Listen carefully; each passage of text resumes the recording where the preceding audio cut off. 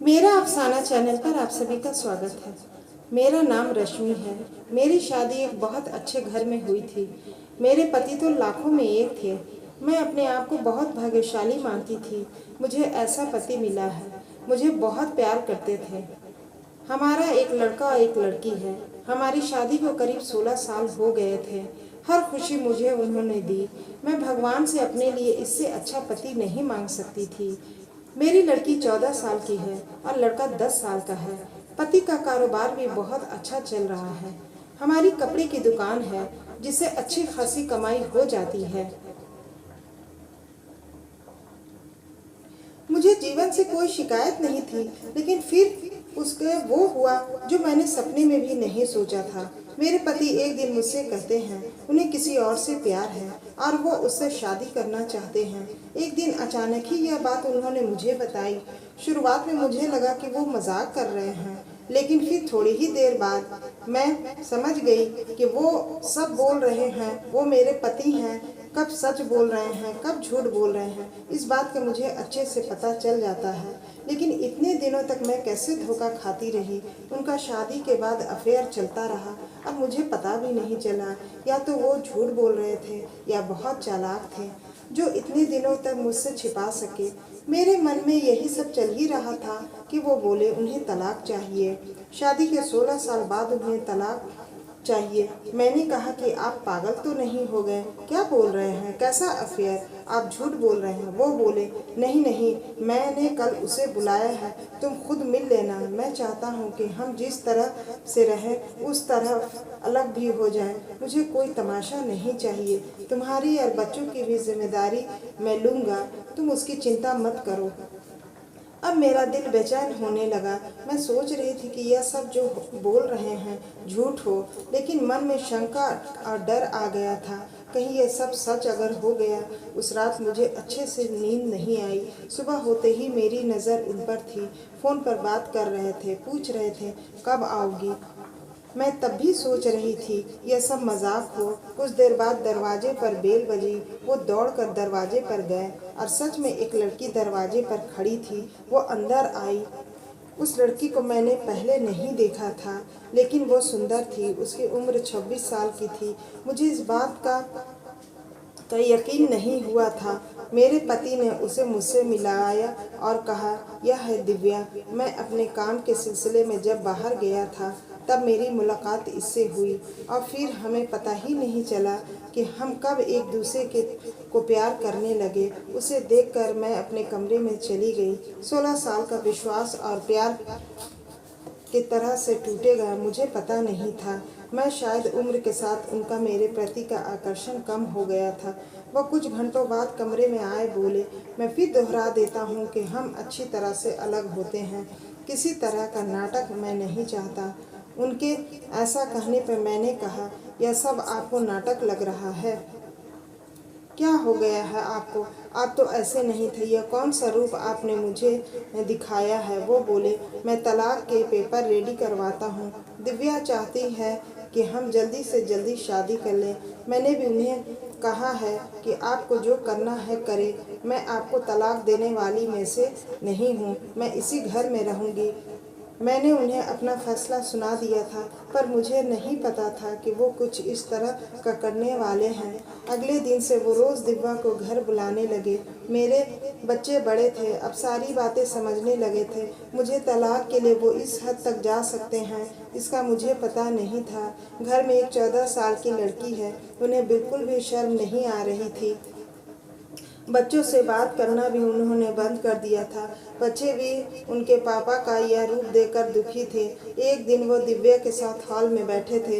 हमारी लड़की से उन्होंने पानी मंगवाया। पानी लेकर वह गई और गलती से पानी दिव्या के ऊपर गिर गई। मेरे पति ने उस दिन हद कर दी।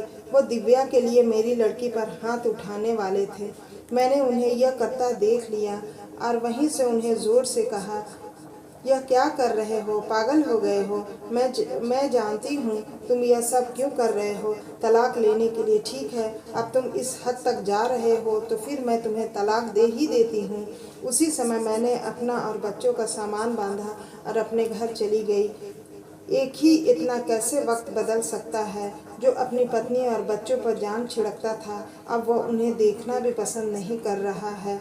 मैं अपने घर थी, उनका फ़ोन मुझे आया। कहा कि मैं तुम्हारी और बच्चों की जिम्मेवारी अभी भी उठाऊंगा।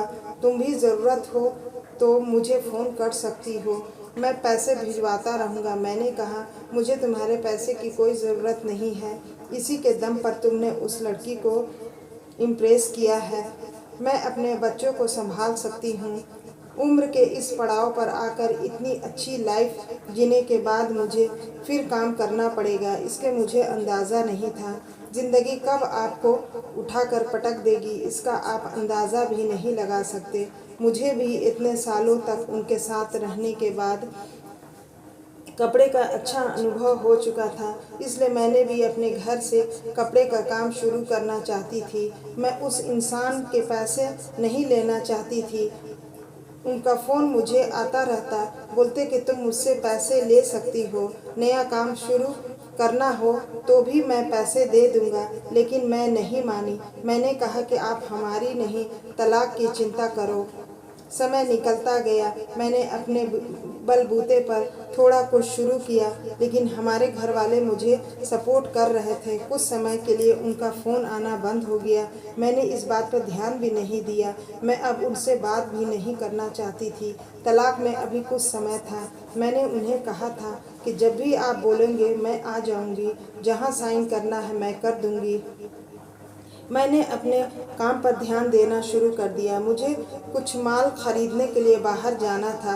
इसके लिए उनके साथ रहने पर मुझे यह पता था कि क्या खरीदना है, कहाँ से खरीदना है। उनका यह अनुभव मेरे काम आया। मैं उस शहर माल खरीदने के लिए गई। मैं वहाँ पहुँचकर उस दुकान से माल खरीद ही रही थी कि मुझे वहाँ दिव्या दिखाई दी। वो वहाँ किसी और के साथ भी हाथ पकड़े हुए थी। मुझे देख साफ पता चल गया कि अब वो उस लड़के के साथ है। मन ही मन मुझे खुशी हुई कि आखिर मेरे पति ने धोखा खाया। उन्होंने इस लड़की के लिए हमें छोड़ा था, जो कि अब किसी और के साथ है। फिर मैंने मन में सोचा, अब किसी और को मैं धोखा नहीं खाने दूंगी, इसलिए मैंने उनका पीछा किया। वो एक ओपन रेस्टोरेंट में गए। जाकर मैंने उन दोनों के सामने बैठ गई। मुझे देखकर उसके होश उड़ गए। वो उठकर जाना चाहती थी, लेकिन मैंने उसका हाथ पकड़ा।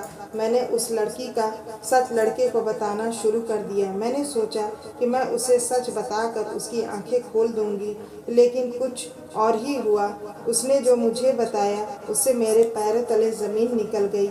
मैं वहाँ से भागते हुए कैसे भी अपने पति के पास जाना चाहती थी। मैं उनके घर गई। वहाँ नौकर ने मुझे बताया कि वो अभी एक अस्पताल में है। अस्पताल उनके घर से ज़्यादा दूर नहीं था, बड़ा अस्पताल था। मैं वहाँ गई। रिसेप्शन पर उनका नाम बताकर मुझे उनके कमरे का नंबर पता चला। मैं कमरे में गई। वहाँ उनका दोस्त था। उन्होंने आंखें बंद कर रखी थी। मैंने उनके हाथ पर हाथ रखा तो उन्होंने आंखें खोली। मेरी आंखों से आंसू रुक नहीं रहे थे। मैंने कहा कि क्या ज़रूरत थी यह सब नाटक करने की, मुझे पहले क्यों नहीं साफ साफ बताया। मेरे पति एक गंभीर बीमारी से जूझ रहे थे।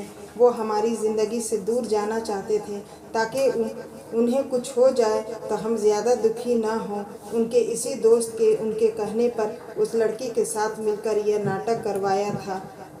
मैं अब उनके पास बैठकर घंटों रोती रही। बच्चों को भी मैंने बुला लिया, अब उनके साथ ही रहेंगे। अभी उन्होंने हमारी और हमारे प्यार को सबसे ज़्यादा ज़रूरत है। मैं भगवान से दुआ कर रही हूँ कि वो हमारे साथ ही रहें, उन्हें कुछ ना हो। मुझे विश्वास है कि ऐसा ही होगा।